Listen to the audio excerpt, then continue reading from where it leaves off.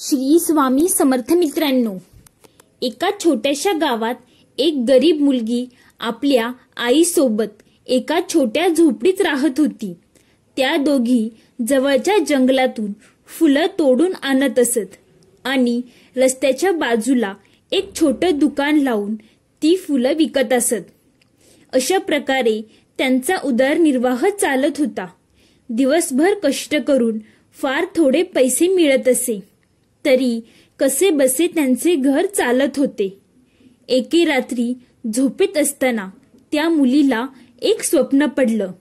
स्वप्नात तिने पाहिलं की ती देवाशी बोलत आहे. बोलता बोलता देव तिला म्हणाले की तुझ्या घरी मी तुला भेटायला येणार आहे. मुलगी पटकन जागी झाली आणि तिने हे स्वप्न आपल्या आईला सांगितले. आईने तिला समजवले आणि म्हटले, बाळा, हे चांगलं स्वप्न आहे, पण खूप रात्र झाली आहे, आता झोप. आईचं बोलणं ऐकून मुलगी झोपायचा प्रयत्न करू लागली, पण तिला झोप येत नव्हती. तिच्या डोळ्यांसमोर फक्त देवच दिसत होते. खूप वेळपर्यंत देवाचा विचार करत ती शेवटी झोपून गेली. दुसऱ्या दिवशी पहाटे मुलगी आणि तिची आई फुले घेण्यासाठी जंगलात जाण्यासाठी तयार झाल्या. मुलीने बाहेर जाण्यासाठी दरवाजा उघडला तेव्हा तिला दाराच्या खाली एक चिठ्ठी दिसली. तिने ती चिठ्ठी उचलून वाचली. त्यात लिहिलं होतं, बेटा, आज मी नक्कीच तुला भेटायला येणार आहे, तुझा देव. चिठ्ठी वाचून मुलगी स्तब्ध झाली. तिने तातडीने आईला बोलून ती चिठ्ठी दाखवली आणि देव येणार याची उत्सुकता व्यक्त केली. आई म्हणाली, गावातल्या एखाद्या मुलाने तुझ्याशी मस्करी केली असेल, देव असे सांगून येत नाही. मुलीला आईच्या बोलण्यावर विश्वास बसत नव्हता, तरीही तिने आईला समजवलं की देव खरंच येणार आहेत आणि त्यांचं स्वागत करण्याची तयारी आपण केली पाहिजे. मग त्या दोघीही देव येणार म्हणून उत्साहाने स्वागताची तयारी करू लागल्या. घरातल्या एका छोट्या खाटेवर स्वच्छ चादर अंथरली, पण घरात खाण्यासाठी काहीच नव्हते. त्यामुळे आईने तिच्या जवळ असलेले फक्त 300 रुपये मुलीला दिले. काहीतरी खायला आणण्यासाठी आईने मुलीला सांगितले, दुकानात जाऊन मिठाई आणि दूध घेऊन ये. मुलगी घरातून निघणारच होती ती अचानक जोरात पाऊस सुरू झाला. तिने आपल्या खांद्यावर एक शाल घेतली आणि छत्री हातात धरून दुकानाच्या दिशेने निघाली. आईने सांगितल्याप्रमाणे मुलीने 200 रुपयांमध्ये मिठाई आणि दूध घेतले आणि ती पटकन घरी जायला लागली. तिला काळजी वाटत होती की देव घरी आले असतील आणि निघूनही गेले असतील, म्हणून तिने रिक्षा केली आणि घाईघाईने घरी निघाली. मुलगी घरी पोहोचणारच होती तेवढ्यात तिने रस्त्याच्या कडेला एक महिला आणि तिच्या हातातल्या लहान मुलाला पाहिलं. ती महिला मोठ्या अडचणीत असल्यासारखी दिसत होती. मुलगी रिक्षावाल्याला थांबून त्या महिलेपाशी गेली. तिने विचारलं, तुम्ही या पावसात का उभ्या आहात?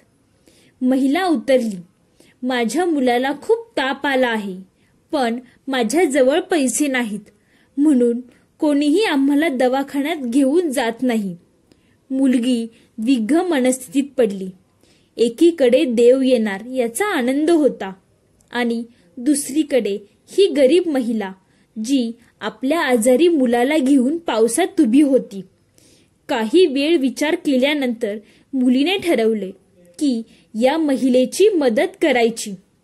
तिने आपली शाल, छत्री, मिठाई, दूध आणि राहिलेले 100 रुपये त्या महिलेला दिले. रिक्षावाल्याला सांगितलं की त्या महिलेला दवाखान्यात सोडा. मुलगी आता पावसात भिजतच घरी निघाली.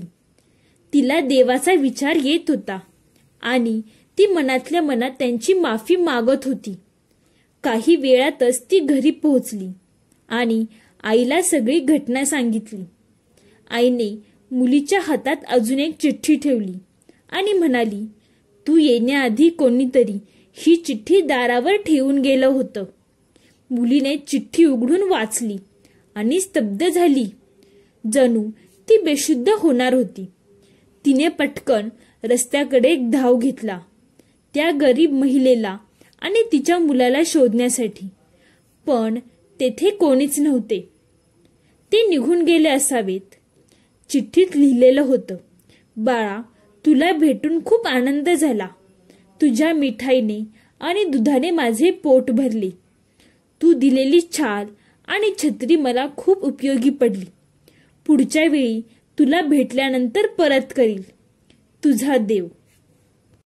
अशीच आणखी एक कथा देखील आहे. ती म्हणजे एका गावात जानकी नावाची एक महिला आपल्या मुलासोबत राहत होती. तिचा पती बऱ्याच वर्षापूर्वीच स्वर्गवासी झाला होता. जानकी सतत देवाच्या भक्तीत रमलेली असायची. पूजा पाठ आणि उपासना तिचे नित्य नियम होते. तिच्या शेजारी कविता नावाची एक मैत्रीण राहत होती. कविता नेहमी जानकीला म्हणायची, तू सतत देवाचे नामस्मरण करत असतेस, पण देवाने तुझं कधी भलं केलं आहे का? जानकी मात्र कविता जे काही म्हणायची ते हसून सोडून द्यायची. एके दिवशी जानकीला एका धार्मिक स्थळावरून सेवेसाठी बोलवण्यात आलं. जानकी आनंदाने त्या सेवेत सामील झाली. ती धार्मिक स्थळावर पोहोचलीच होती तेव्हा तिला अचानक फोन आला की तिच्या मुलाचा अपघात झाला आहे. जानकी देवाची परवानगी घेऊन ताबडतोब रुग्णालयात पोहोचली. तिने देवाच्या पाया पडून प्रार्थना केली आणि आपल्या मुलाची काळजी घेऊ लागली. कविता, जी तिची शेजारीण आणि मैत्रीण होती, तिला म्हणाली, जानकी, तुझा देव कसला आहेस. तू रात्रंदिवस त्याची सेवा करतेस आणि बघ त्यांनी तुझ्या मुलाबरोबर काय केलं. तुझ्या मुलाचा अपघात झाला. त्यावर जानकी शांतपणे उत्तर देत म्हणाली, मला माझ्या देवावर पूर्ण विश्वास आहे. देव जे काही करतात ते सर्व योग्यच असतं. यातही नक्कीच काहीतरी मोठा अर्थ असेल. माझा देव कधीच कोणाचं वाईट करत नाही. जे काही घडतं ते चांगल्यासाठीच असतं. काही दिवसातच तिचा मुलगा बरा झाला आणि जानकी पुन्हा सेवेत मग्न झाली. काही दिवसांनी पुन्हा कळलं की तिच्या मुलाचा पुन्हा अपघात झाला आहे. यावर कविता पुन्हा म्हणाली, जानकी, तुझा देव तुला काय देत आहे. तुझ्या मुलाचा पुन्हा अपघात झाला. जानकी म्हणाली, काही प्रसंग हे आपली परीक्षा घेण्यासाठी असतात. देव मला काहीतरी शिकवू इच्छित आहे. मी ढळणार नाही. माझा विश्वास अढळ आहे. जानकी देवाच्या चरणी नतमस्तक होत राहिली आणि आपल्या मुलासाठी प्रार्थना करत राहिली. हळूहळू तिचा मुलगा पुन्हा बरा झाला. तिसऱ्यांदा पुन्हा तिच्या मुलाचा अपघात झाला. यावर कविता चिडून म्हणाली, जानकी, तू काही ऐकणार नाहीस. चल, मला तुझ्या मुलाची कुंडली दे. मी माझ्या गुरूंना दाखवते. जानकी म्हणाली, ठीक आहे, तू मनाची तसल्ली करून घे, पण माझा विश्वास ढळणार नाही. माझा देव सर्व ठीक करेल.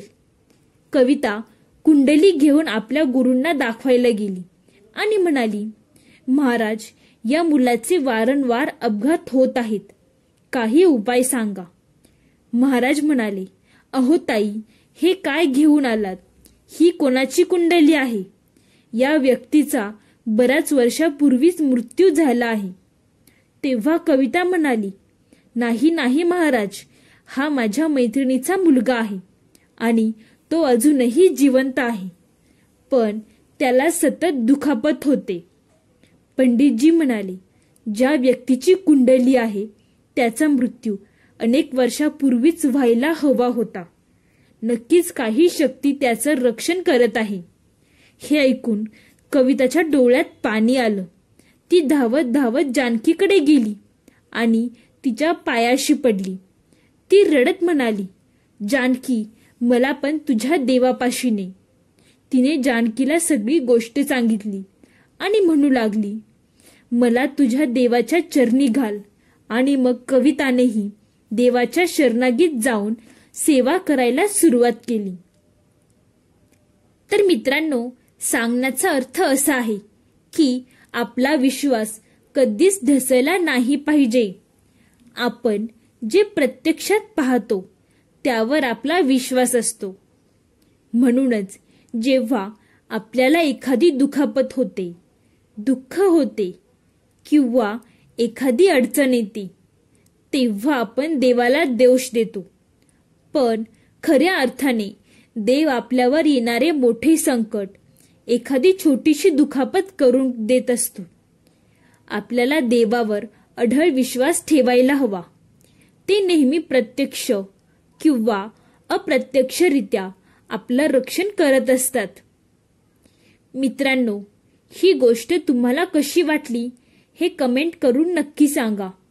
व्हिडिओला लाईक करून चॅनेलला सबस्क्राईब नक्की करा.